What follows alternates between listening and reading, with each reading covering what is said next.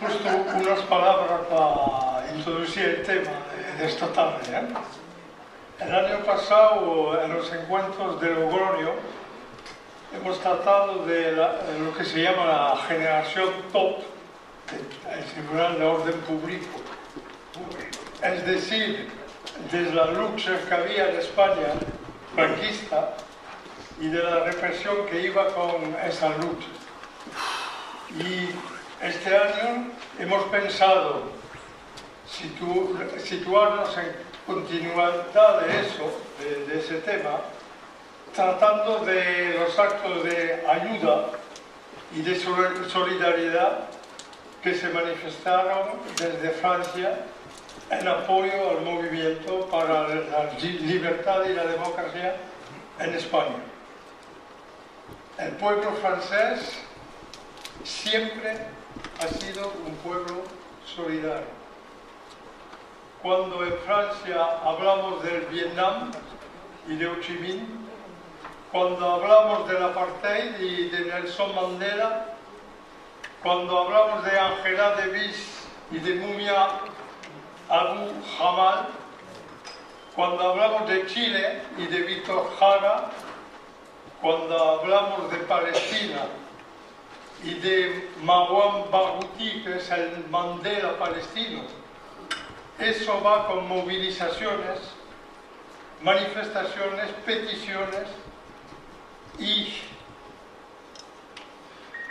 todavía es hoy de actualidad con el genocidio que conocemos y que está perpetrando el gobierno de Israel. Y siempre, cuando ha habido movilizaciones del pueblo, y siempre este pueblo solidario se ha enfrentado a gobiernos franceses que intentaban impedir sus protestas, como ocurre también hoy en Francia, cuando municipios quieren alzar la bandera de Palestina. Y lo digo porque hace 4 años hicimos los encuentros transfronterizos en un pueblo que se llama Montreal-Lichat. Y en este pueblo el alcalde, que es Louis Lavado, ha querido alzar la bandera de Palestina y han querido impedirlo, el gobierno francés ha querido impedirlo. Y lo mismo siempre, y lo mismo ocurrió con España.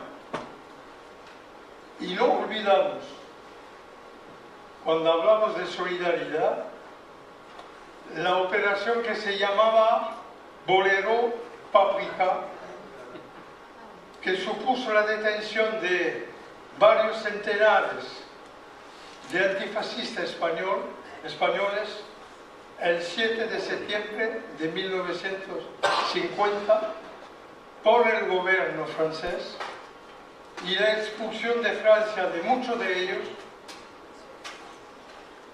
incluido todo el equipo médico del Hospital Varsovia de Toulouse, que se evoca en el documental Toulouse de la Rouge, que después nos presentará nuestro compañero Javier a las 6:30. Gracias.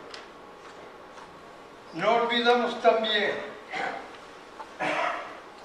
la presión constante que sufrieron en Francia los que luchaban por la libertad y la democracia en España, y entre ellos nuestros padres, a nosotros, los hijos del exilio.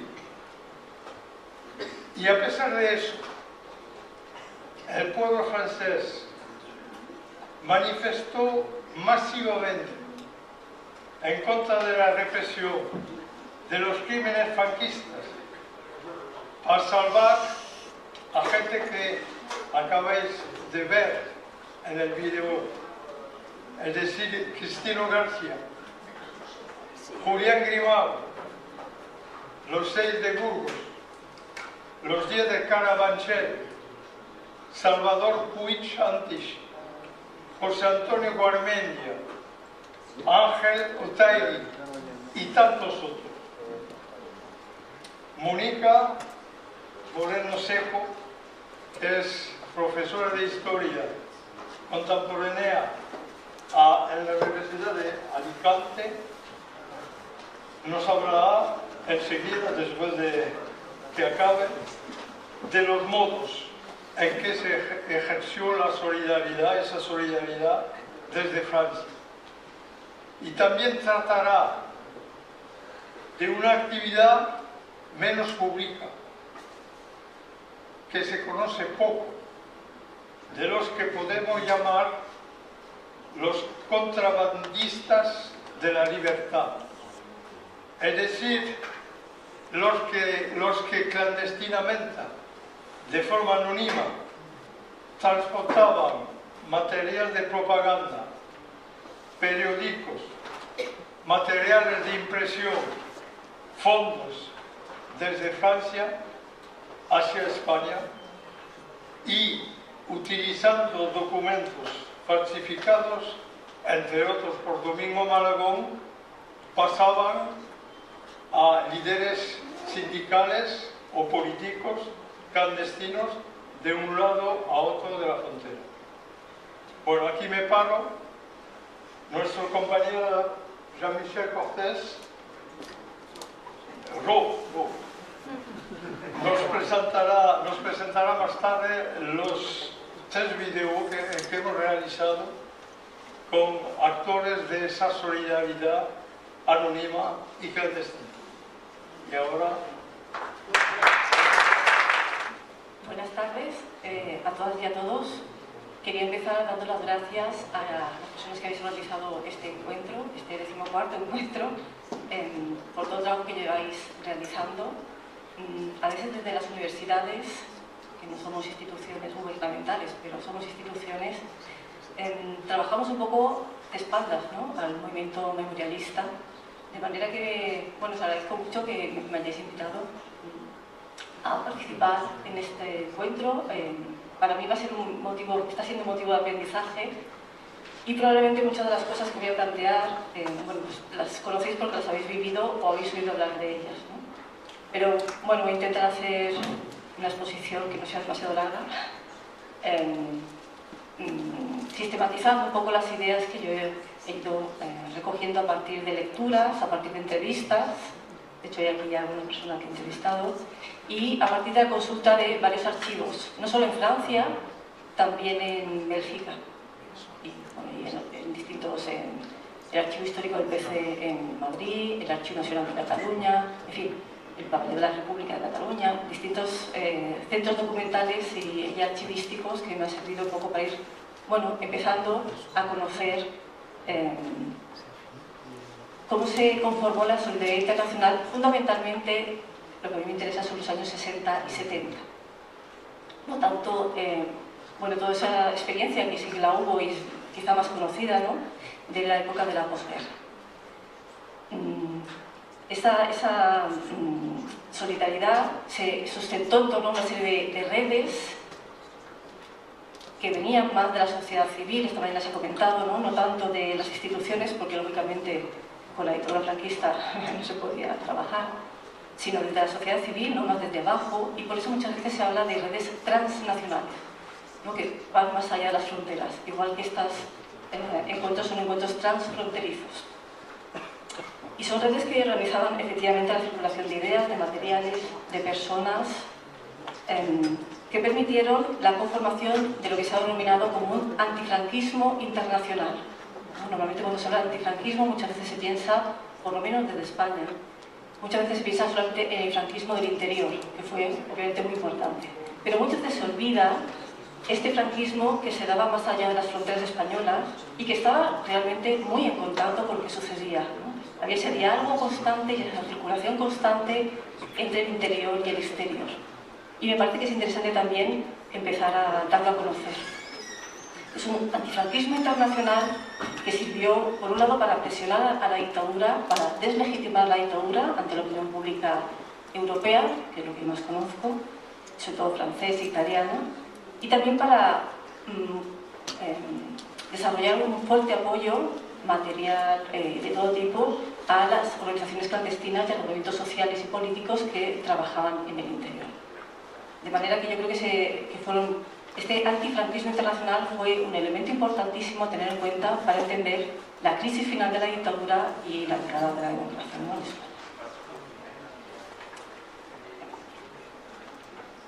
Este antifranquismo internacional, como bien sabéis, tiene unos antecedentes muy sólidos a partir de lo que, bueno, por ejemplo, cuando el asesinato de Ferrer Guardia, después de la Semana Trágica en Barcelona, ¿no?, a principios del siglo XX, pero también, sobre todo, ¿no?, cuando estalla la Guerra Civil Española, porque sabemos, ¿no?, esa movilización política, esa movilización incluso militar en torno a las brigadas internacionales y también esa movilización humanitaria, ¿no?, de apoyo a heridos, de apoyo de acogida de refugiados, de niños y niñas que salen al exilio, etc., en torno a instituciones como Socorro Rojo Internacional, que bien conocéis, ¿verdad?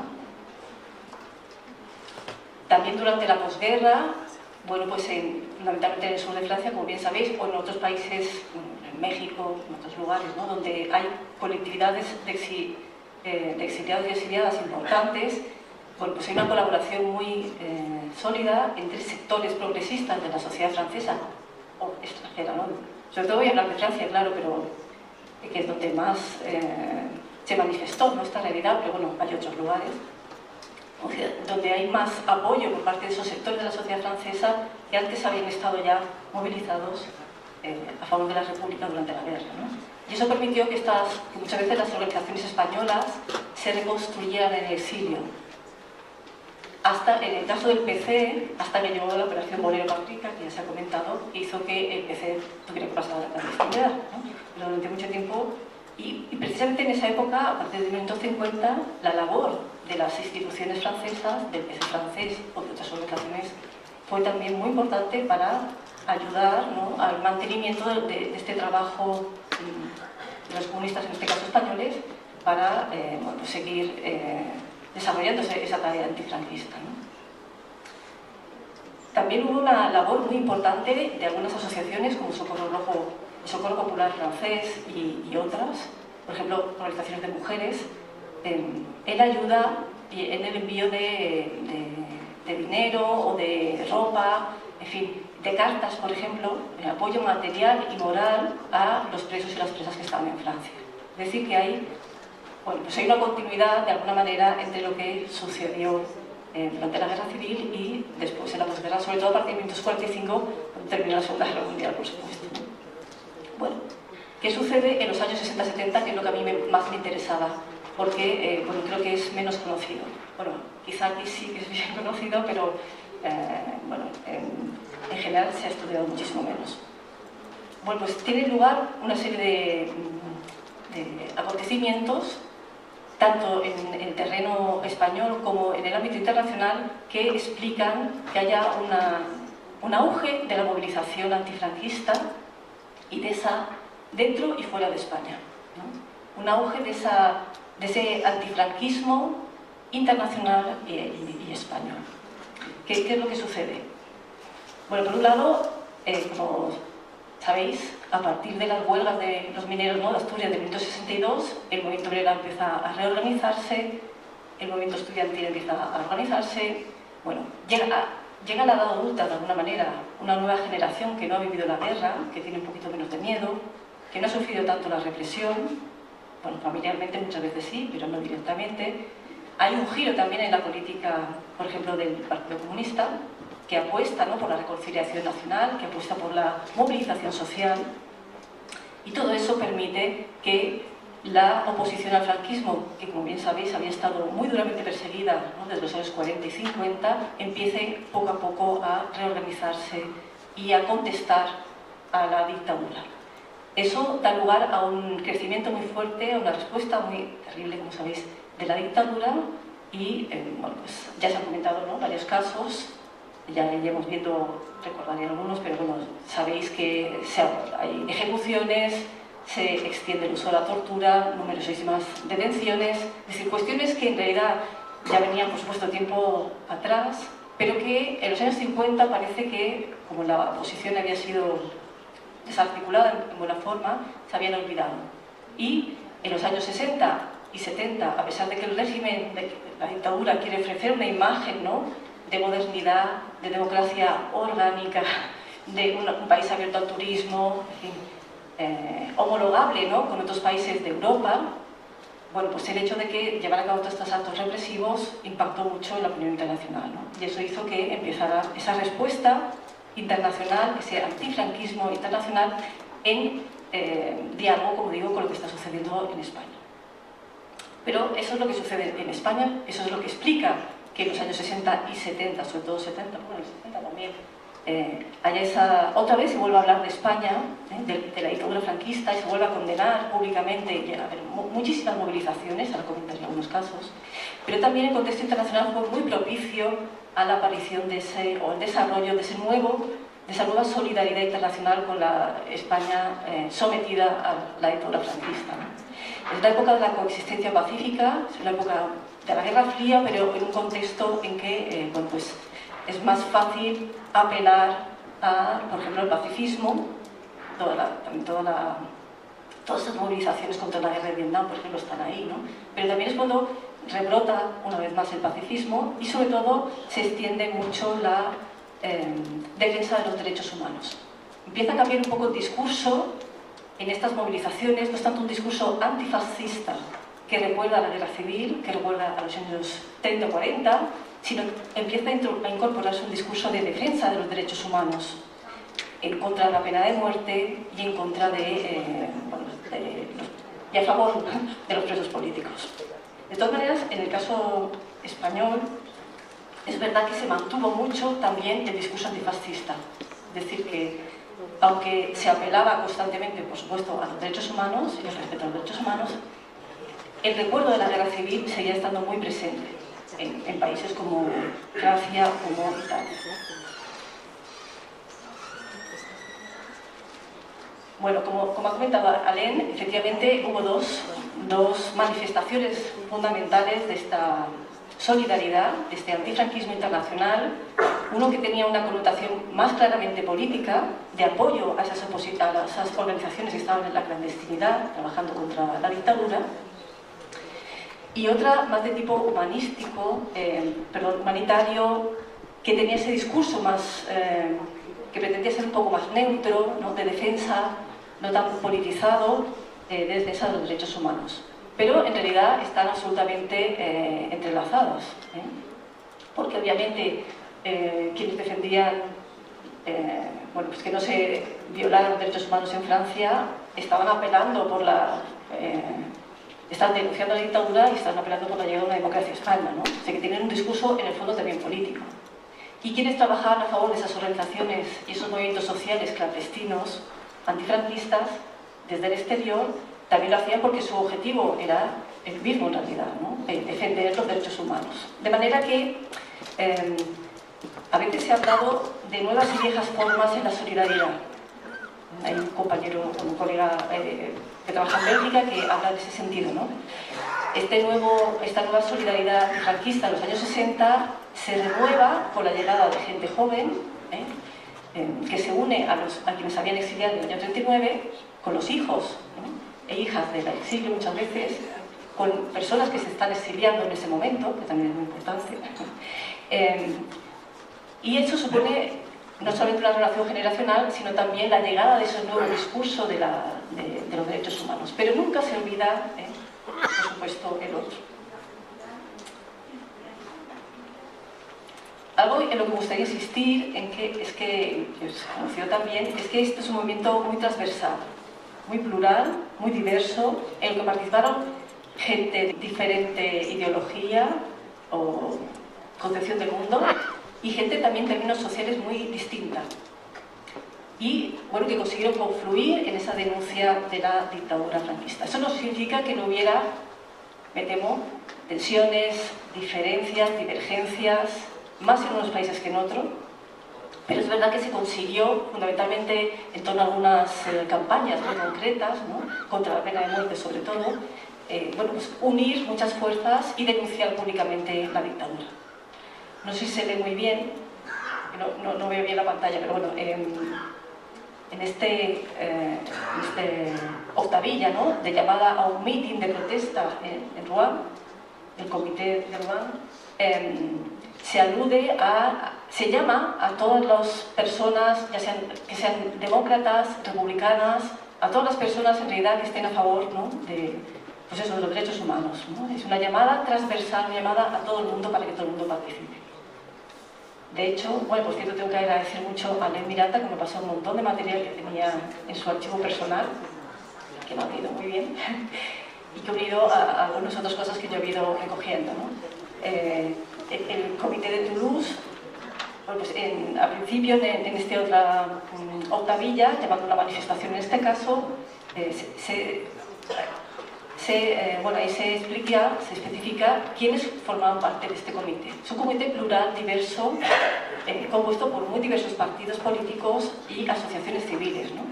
Bueno, pues un elemento muy importante, porque la experiencia más de la posguerra, durante la posguerra, las tensiones políticas, las divisiones internas estaban mucho más abiertas, ¿no? Era mucho más reciente la guerra civil, todas las divisiones internas dentro del bando republicano, la guerra civil, y fue más difícil encontrar puntos de colaboración. En esta época ya ha pasado un poco más de tiempo, probablemente también había tensiones, porque me temo que es algo inevitable en la izquierda, ¿no? Siempre es difícil a veces, en fin, que se olviden algunas cosas, pero bueno, también porque hay mucho debate, y el debate a veces lleva a eso, ¿no? Pero bueno, sea como sea, es verdad que es como digo, esta solidaridad antifranquista consiguió reunir a personas muy diversas, ¿no? Esa es la idea en la que quería insistir. Incluso a cristianos, ¿no?, que, bueno, tradicionalmente no siempre en los años 30-40 se habían manifestado a favor en este caso, de la causa republicana, ¿no? Y en esta época ya sí. Es un contexto también en sentido interesante porque, bueno, ha tenido lugar el Concilio Vaticano II en el catolicismo y, bueno, ha llegado Juan XXIII a la Iglesia, después Pablo VI, y ha habido también una renovación en ese sentido. Y el discurso católico, que sigue siendo, en fin, ahora no, pero en esta época sí que se decía que era un discurso a favor bueno, teóricamente, al servicio del pueblo, y sí que hay una aproximación entre el marxismo y algunos sectores cristianos, y eso permitió que algunos sectores cristianos de base también se incorporaran, ¿no?, a esta denuncia dentro y fuera de España. Como decía también, en términos sociales es muy importante no pensar solo en partidos políticos, también en sindicatos y en movimiento obrero en general, también en movimiento estudiantil, el movimiento feminista, también, muy al final, pero también en los años 70, ¿no?, mujeres, y también intelectuales que, bueno, pues, firman cartas, publican manifiestos, escriben a las autoridades protestando por determinadas pues, conculcaciones de los derechos humanos, ¿no? En todo este ámbito, como digo, también es muy interesante ese diálogo entre antiguas personas que se habían exiliado en el 39, sus descendientes y también las nuevas personas que están llegando, bueno, a Francia fundamentalmente y también a otros países, a Bélgica, Suiza, a Alemania incluso, como emigrantes. Muchas veces es una combinación entre una migración política y económica. No siempre está claro, ¿verdad?, que quien emigraba exclusivamente por motivos económicos. A veces también había, obviamente, una repulsa, ¿no?, la dictadura. Y luego también esa nueva generación de jóvenes, fundamentalmente, que se han exiliado o que se están exiliando en los años 70, sobre todo, ¿no?, huyendo de esa represión del top, de la que se hablaba antes, o de, bueno, esa represión franquista importantísima en ese momento, ¿no? Y a la vez hay personas que se habían exiliado que empiezan a regresar a España para engrosar las filas de los partidos y los movimientos sociales antifranquistas. De manera que hay un diálogo ahí y una fluidez en los movimientos de las personas y las ideas muy interesante porque son personas que están muy en contacto y que siguen trabajando, ¿no?, de alguna forma juntas. Además, esta solidaridad antifranquista no está aislada, sino que también tiene, bueno, en función ya del momento, ¿no?, pero también tiene sus puntos de contacto con otras causas, ¿no?, con la, no sé si se ve muy bien, pero en el panfleto este de Italia se da publicidad a un acto, ¿no?, en Italia en el que van a participar 4 mujeres. Una española, que es quien me dejó de la LOS, que es quien me dejó el folletito, ¿no?, la foto, y también compañeras de Chile, Grecia e Italia. También a veces, por ejemplo, de Portugal, porque las 3 dictaduras del sur de Europa en ese momento confluían muchas veces. Es decir, que forma parte de todo un discurso en contra del fascismo en general, pero sobre todo en defensa de los derechos humanos, ¿no? Por ejemplo, también toda esa solidaridad con el pueblo vietnamita. Bueno, hay muchísimas organizaciones, por tanto, tanto nacionales como internacionales, que se implican en esta movilización antifranquista fuera de España, ¿no?, en colaboración y en diálogo, como digo, con la España franquista. En la publicidad de este acto, ¿no?, se ve esta conferencia, no sé si se lee porque es pequeñito, pero bueno, se alude a cuantísima gente, ¿no?, podía formar parte de ese tipo de iniciativas, distintos partidos políticos. Es muy importante el caso del PC francés, como sabéis, lo conocí perfectamente, o del PC italiano, ¿no?, que son los dos principales partidos comunistas de la Europa occidental, que obviamente tienen una gran afinidad con el PC español y con el que trabajan mucho. Y fueron, bueno, pues además tenían acceso a las instituciones, a muchos ayuntamientos y demás, y eso permitió que, bueno, pues en esos 2 países, sobre todo en Francia, porque había una colectividad, ¿no?, humana de origen español más fuerte que en Italia, pero en esos 2 países hubo una participación muy importante en torno, ya digo, al Partido Comunista. Los partidos socialistas a veces se implicaron mucho, no siempre cuando llegaron al poder. Por ejemplo, bueno, pues, como sucedió en Alemania o en Inglaterra, ¿no?, hay una disparidad a veces entre lo que dice el partido y lo que hace el gobierno socialista o el gobierno laborista, y hay una tensión en ese sentido, pero bueno, también hay grupos, como sabéis, anarquistas, de la extrema izquierda y demás. O sea, que hay una pluralidad ahí muy fuerte. Son organizaciones, por tanto, y también otras civiles, ¿no?, como la Liga de Defensa de los Derechos Humanos y toda una serie de comités que luego iré comentando. Además, también hay algunas organizaciones internacionales muy importantes, por ejemplo, el Consejo Mundial por la Paz. Algunas están en la órbita próxima al comunismo, ¿no?, el Consejo Mundial por la Paz, la Asociación Internacional de Abogados Demócratas, la Federación Mundial de la Juventud, la Federación Democrática Internacional de Mujeres, bueno, muchas que están trabajando, que se convierten en portavoz, en altavoz de lo que está sucediendo en España, porque tienen, bueno, pues un alcance importantísimo. La Federación Democrática Internacional de Mujeres, por ejemplo, era una organización que reunía a todo el mundo y tenía mucho peso en la ONU. Fue, por ejemplo, la que propuso que se celebrara en 1975 el Año Internacional de la Mujer. Es decir que, bueno, gracias a través de esas organizaciones internacionales, la causa antifranquista tenía una proyección fuerte. Y a la vez, bueno, cuando se podía, ofrecían su apoyo a aquellas personas que dentro de España, ¿no?, estaban trabajando contra la dictadura. También la Internacional Socialista, por ejemplo, y otras que decían ser más neutras políticamente, como Amnistía Internacional, ¿no?, que apareció en 1961, que en ese contexto de Guerra Fría insistió mucho en esa neutralidad política, pero que fue también muy importante para la denuncia, bueno, pues de la pena de muerte y de la persecución política, ¿no? Sabéis que lanzó muchas campañas en apoyo de los presos de conciencia, como decían, ¿no?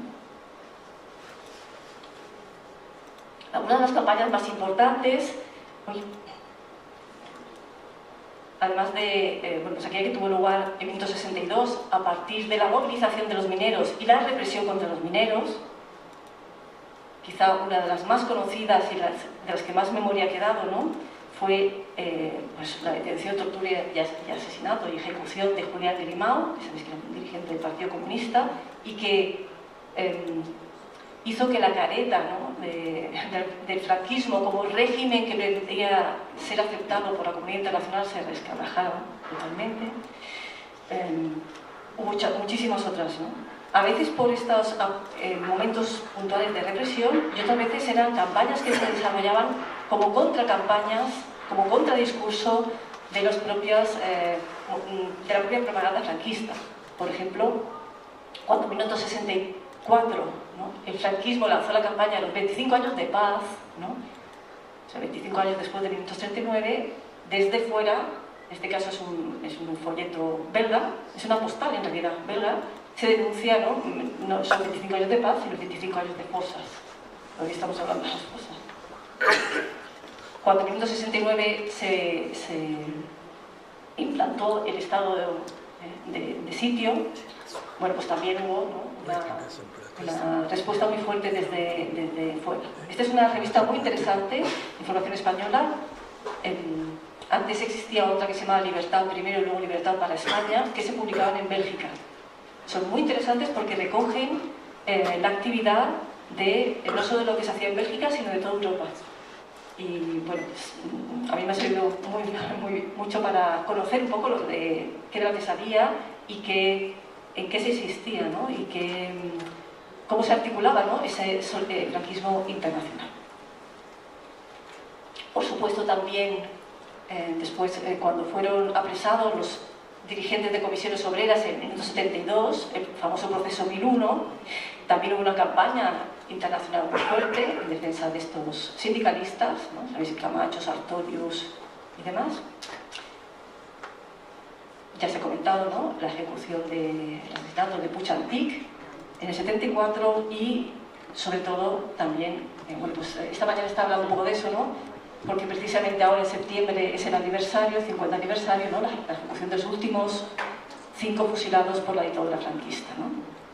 Bueno, como veis, todo esto utilizando muy distinto material, ya fueron folletos, carteles. El cartel de Puig Antich es un cartel en una calle, un cartel publicitario que se ha utilizado para eso, ¿no?, un cartel enorme que llena una calle, ¿no?, la prensa, en fin, distintos elementos que se utilizaban, distintos mecanismos para intentar concienciar a la opinión pública internacional de lo que estaba sucediendo en España, ¿no?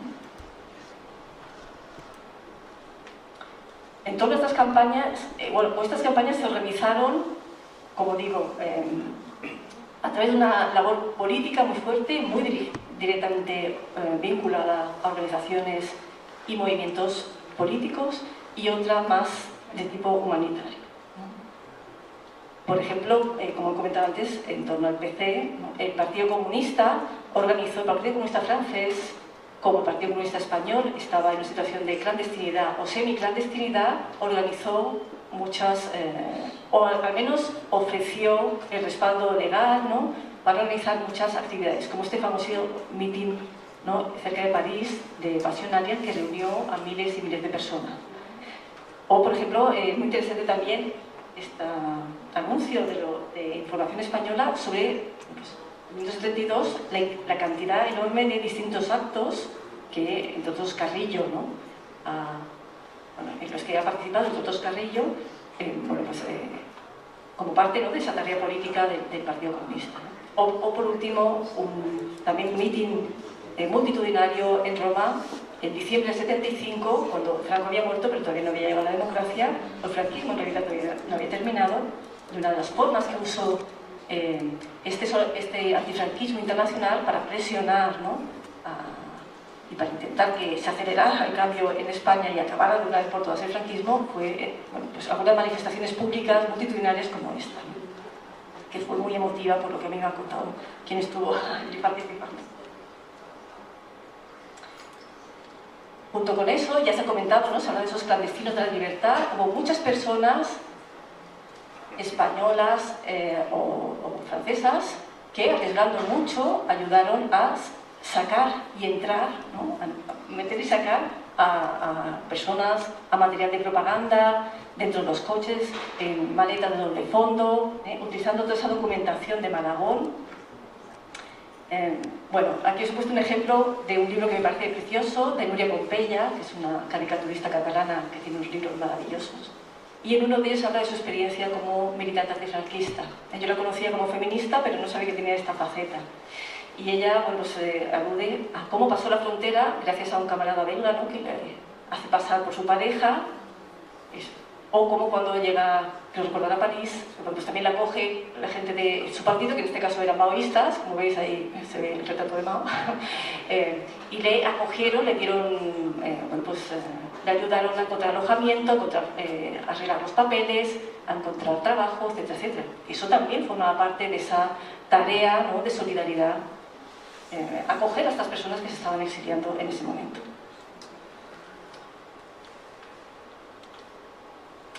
Además, se desarrollaron, como digo, otras actividades que no tenían ese marcado carácter partidista, político en realidad sí que lo era, pero bueno, partidista, sino que acogían a personas de distintas ideologías, ¿no?, como estas conferencias, en este caso de Europa Occidental. Por ejemplo, hubo conferencias en América Latina, hubo conferencias en otros lugares, pero las más importantes son estas, conferencias de Europa Occidental en solidaridad con España o solidaridad con los presos y exiliados políticos, etcétera, etcétera.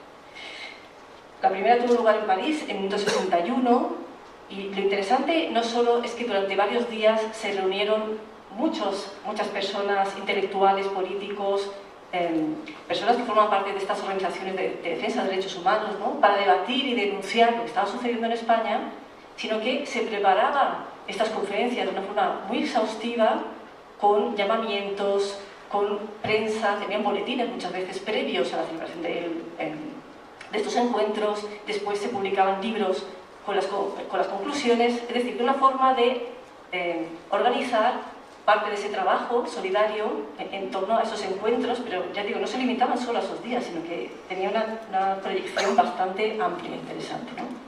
Bueno, el primero tuvo lugar en París en el 61, luego en el 63 en Roma, luego una conferencia extraordinaria con motivo del asesinato de Julián Grimau, después en Londres en el 65 y en París otra vez en el 68. Es decir, que durante muchos años se fue organizando de forma recurrente y con muchísimo trabajo detrás este tipo de encuentros que servían, como digo, para denunciar la dictadura, para denunciar la violación de los derechos humanos y para llamar la atención en defensa fundamentalmente de las personas que estaban presas en las cárceles franquistas.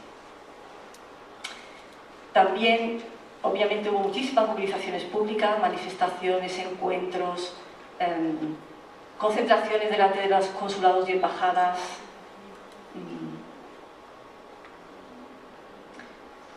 mítines, el envío, por ejemplo, de cartas y telegramas a las autoridades franquistas y a las autoridades francesas, ¿no?, para denunciar constantemente este trabajo. La verdad que fue un trabajo, es espectacular. Bueno, a mí me ha sorprendido, a mí desde fuera, porque yo no conocía personalmente toda esta labor, y bueno, el esfuerzo que se destinó, ¿no?, a toda esta denuncia de la dictadura es increíble, creo yo.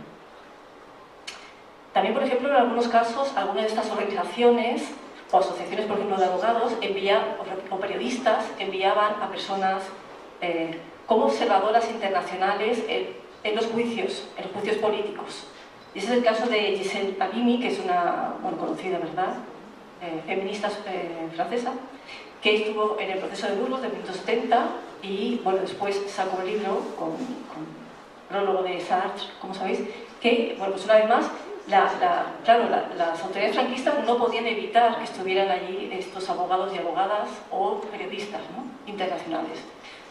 Pero eso servía un poco para llevar el aliento, ¿no?, de toda esta solidaridad internacional a las personas que estaban siendo juzgadas y también luego para denunciar lo que estaba sucediendo, ¿no? O a veces no iban a los juicios, a veces iban a las cárceles y se entrevistaban con las presas y los presos, o con personas que habían, por ejemplo, estudiantes que habían sido detenidos. En fin, una forma de mantener ese encuentro, ese diálogo y, como siempre, llevar apoyo moral, porque a veces material, a veces se podía recoger dinero también, y después difundir la información más actualizada, ¿no?, en sus países de origen.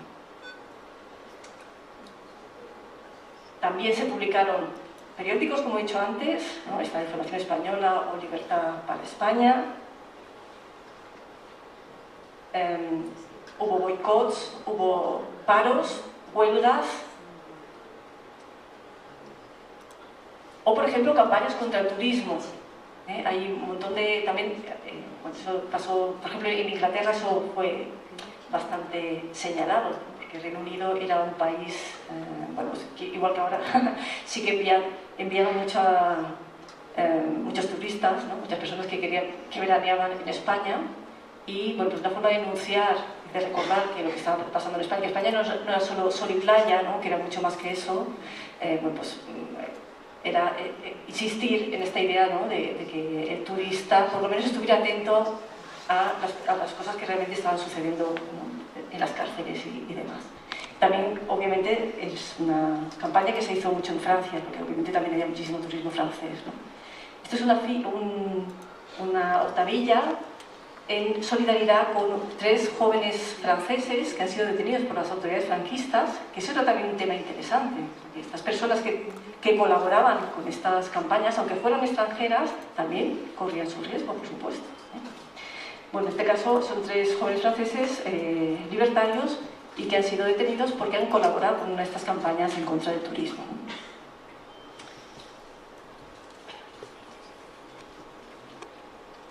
Aunque mañana el domingo se hablará más del CISE, sí que quería comentar que, bueno, en 1972 se creó este Centro de Información y Solidaridad con España en París, pero que después fueron surgiendo sedes o delegaciones del CISE en otros lugares de Francia y después también incluso en Italia, que fue un organismo muy importante para coordinar esta labor de solidaridad, de denuncia y de solidaridad. Por eso se llama así, de información, daba a conocer lo que estaba pasando, y de solidaridad.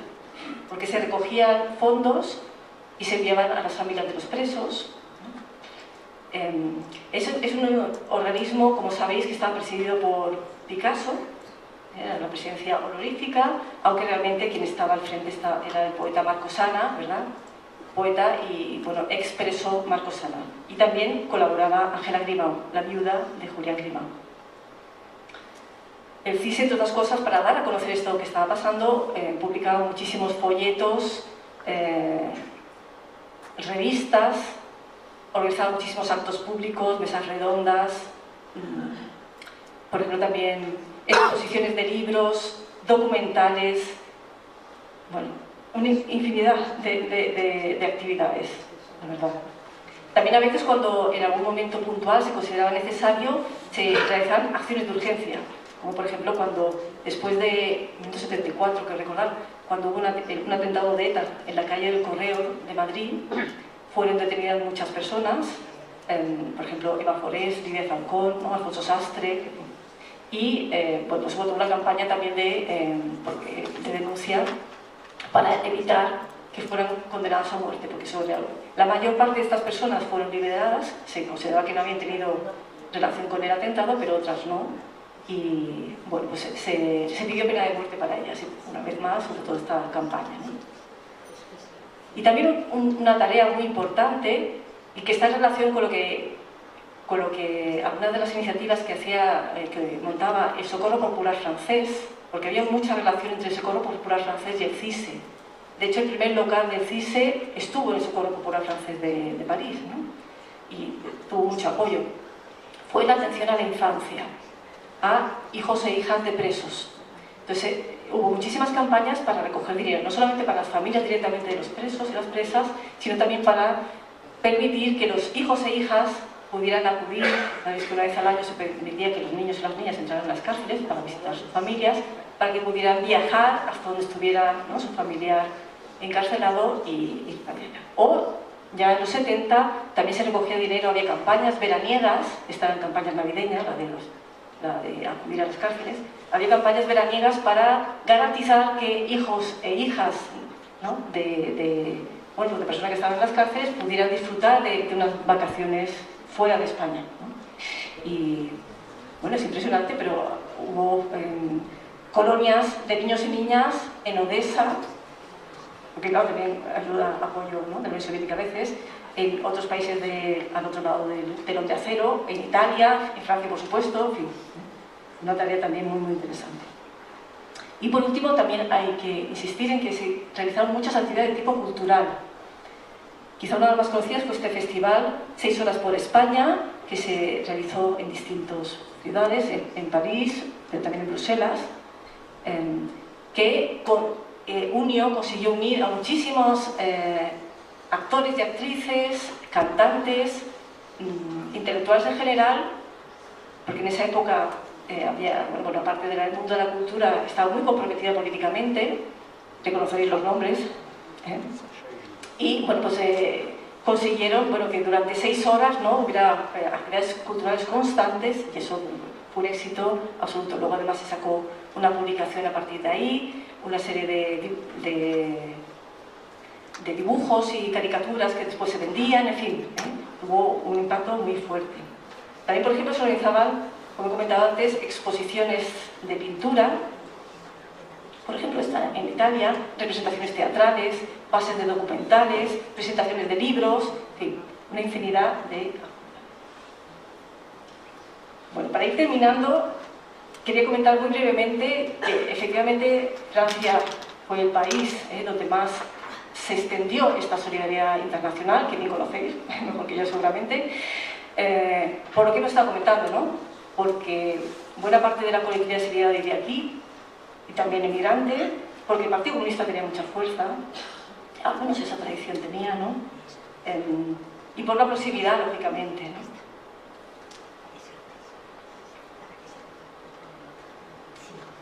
Bueno, este es un ejemplo del encuentro que antes les comentaba. También otro ejemplo de cómo no siempre fue fácil esa transversalidad que comentaba antes, y a veces se reprodujeron esas tensiones, ¿no?, entre fundamentalmente el mundo comunista y el PSOE o el PC, y el PSOE y la CNT, ¿no? En este otro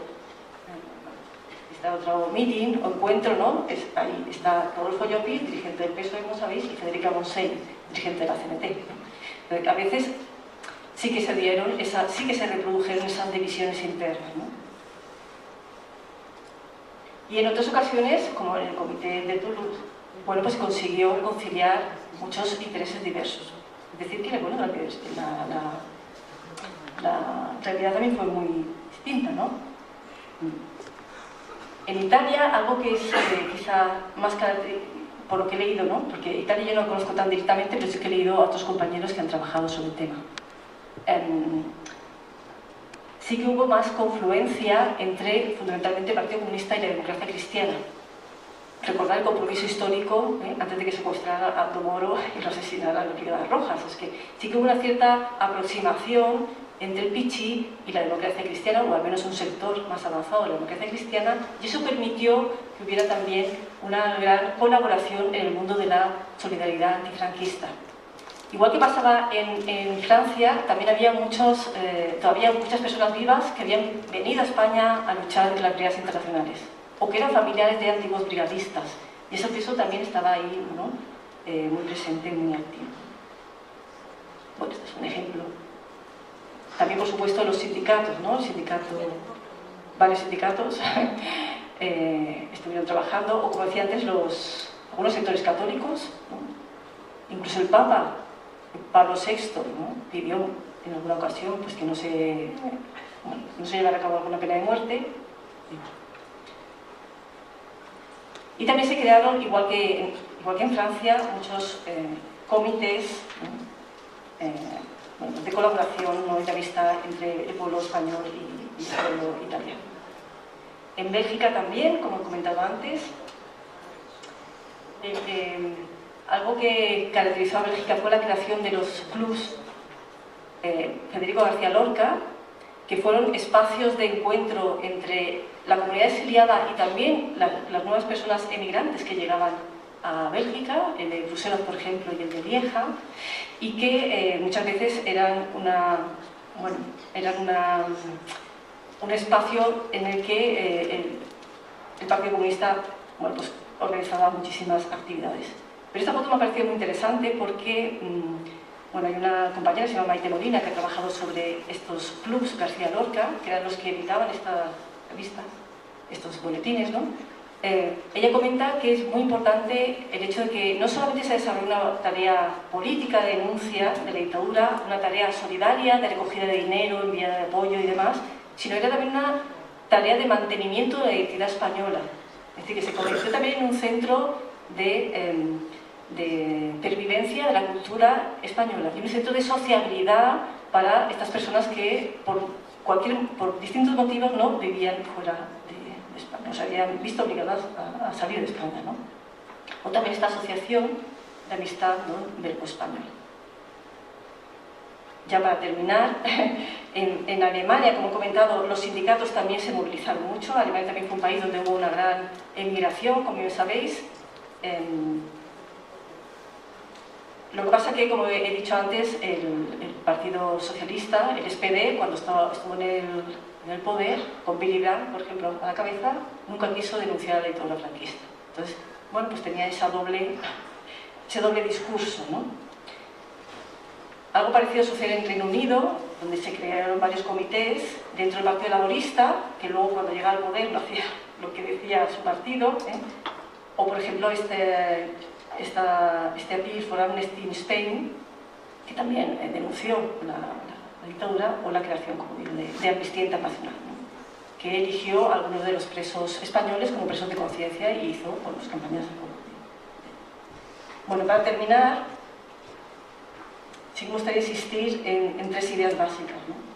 Por un lado, yo creo que esta solidaridad internacional, esta solidaridad que estaba también, en realidad se podría decir transnacional, porque era una solidaridad que entraba y salía de España, que permitía esa circulación de personas, de ideas, de denuncias, de dinero también, ¿no?, de apoyo, fue fundamental para la crisis final de la dictadura, como he dicho al principio, para desprestigiar, deslegitimar a la dictadura, porque cuanta más movilización había, cuantas más protestas había, la respuesta franquista muchas veces era peor. Y eso contribuía, ¿no?, cada vez más a dejar claro que era un régimen dictatorial. Todavía a finales, a mediados de los años 70, ¿no?, algo absolutamente anacrónico en el contexto europeo. Además también toda esta tarea fue fundamental para el mantenimiento de las estructuras de las organizaciones que estaban en el interior. Fue un apoyo básico, ¿no?, porque se conseguía la distribución de información, la distribución de propaganda.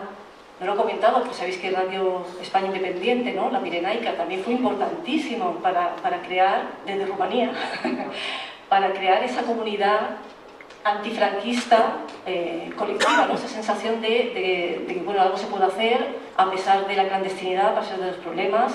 Y es muy interesante las cartas que se enviaban a la redacción de la Pirenaica, que está en el archivo del PC, como sabéis, porque muchísima gente, claro, como podía, enviaba, si vivía en países democráticos, enviaba cartas directamente, y si vivía en España de forma clandestina, también hacía llegar denuncias, expresaba sus emociones ante lo que pasaba, ¿no? Entonces, contribuyó también a crear esta comunidad y a desprestigiar el franquismo y apoyar a estas organizaciones. Y por último, creo que también es muy importante a veces descender a las vivencias personales, ¿no? O sea, que toda esta solidaridad no solo fue importante en términos macro, en términos políticos, sino también yo creo que transformó a las personas que participaron en ella. Porque la solidaridad siempre ha formado parte, creo yo, de la cultura política de la izquierda, este internacionalismo, esta defensa de los derechos humanos, y participar en estas redes transnacionales de solidaridad permitió tanto a las personas que ofrecían ayuda como a las personas que recibían ayuda, que muchas veces iban cambiando. O sea, que hay personas que desde Francia envían ayuda, se trasladan a vivir a España, caen en la cárcel y todos sus familiares tienen que recibir a su vez ayuda, y al revés, ¿no?, toda esta circulación. Todo esto hizo que su vida fuera otra, y su compromiso, ¿no?, con los derechos humanos y con la democracia en España fuera muchísimo más sólida, y permitió mantener también la esperanza, ¿no?, en que acabara una vez por todas la dictadura. Muchas gracias.